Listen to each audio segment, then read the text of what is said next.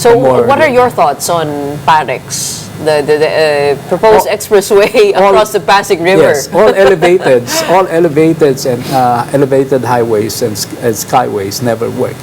We are the last city in the world that are building these things. Really? Everywhere else, they're tearing them down. Seoul tore them down, San Francisco tore theirs down, Boston because tore of induced demand? because of induced demand, and they found out that even if you get the traffic on top of it, it's the ramps that clog everything up. It's the on and off ramps that clog it, so it doesn't work. We are the last country in the world, and it's just an agenda pushed by our public works before because of certain reasons, and by private individuals, just catering to money they can make from the toll. So it's feeding on already the sickness of being car-centric. It does not work. And PAREX will also destroy the river in environmental terms as well as heritage. But isn't it quite difficult to, I mean, to walk here in the metro? I mean, given usually ang place of work mo ay malayo, several kilometers away. It's not really next door, right? So you'd have to take some mode of Yes, you have to take public transportation. But then how to get from your house to where you have to get the public transport? The public transport is also a missing link. You have to make it safe, convenient, and comfortable. And that's what we lack. And to do so, you have to have walkable sidewalks, you have to have shade, you have to make sure that the standards of our buses and well, our minibuses or jeeps are up to standard. You talked about public parks, and you zoned in on one particular one that's being looked at now, the one in Intramuros. Meron pong golf course doon. Sabi niyo matagal niyo nang pinopose na pwede itong maging tawag pumping detention pump for somewhat. We proposed that when we were retained to do the master plan for Rizal Park. This is over 10 years ago, 2012, 2013, and we had seen that the park is 58 hectares. The golf course is 60 hectares, but the golf course serves only roughly about 200 to 300 golfers, steady golfers year-wide. The park is supposed to service 12 million people. So the minority gets more space than the majority that need open space.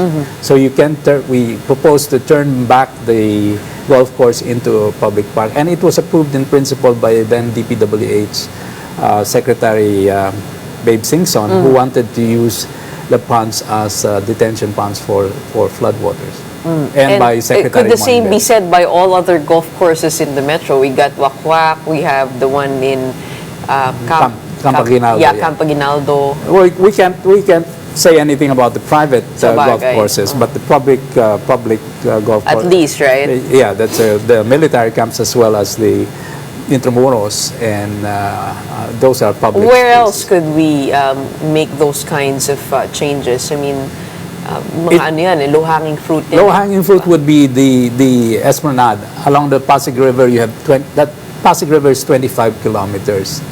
And each side, if you put a linear park that's 5 to 6 meters wide, you will get the same area eventually as one whole Rizal Park by just building the linear parks along the Pasig Instead River. of a PAREX expressway. Instead of a PAREX, our proposal is a PARES, which is Pasig River Esplanade. I mean, the government already has started it with 2 kilometers in Manila, beside Intramuros, all the way to the edge of Malacanang. I think they finished phase 4 just last week. But you have 24 more kilometers down the river that you could do, and some of them are already there. They're just not being given enough funding.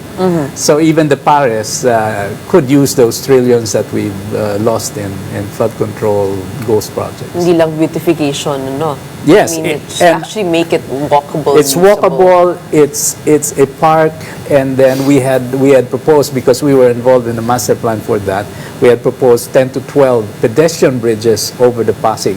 Pedestrian bridges, the 12 pedestrian bridges can be built for the cost of one vehicular bridge. And that would cut commute times for people walking from, say, Mandaluyong to Makati. And how will those bridges be built? I mean, naka-elevate talaga. Yes, they're elevated. I mean, they're still pedestrian bridges. The clearance required for the bridges in Pasig River, the minimum is, I think, 4 or 4.5. Okay. It's not that difficult, and it's much cheaper to How build. come nobody has taken this up? I don't You know. proposed it to government Yes, already. we proposed it, and we proposed that it be tied to the ferry stations that are now being considered. Additional ferry stations, as well as improvement of the ferry system. If you notice, the ferry stations are on alternate sides of the Pasig River. So if you have one, say like in Santa Ana, Santa Ana already has a pedestrian bridge in Pasig. You have one in Guadalupe, but you don't have one in Barrio Pineda. Now, if you had a ferry station here, the other side can't reach you unless they go and take 2 jeeps. But if you had a pedestrian bridge beside each ferry station, then the other side of the city can come to use this ferry station, and you don't have to build Correct. ferry stations on And it either moves side. from east to west, right? Well, Pasig River, the Pasig pag ganun River moves east to west. So there are lots of things that you can look at. So we have to look at the whole picture in terms of public transport planning, from where you start your day to where you go, usually work, and how to get back.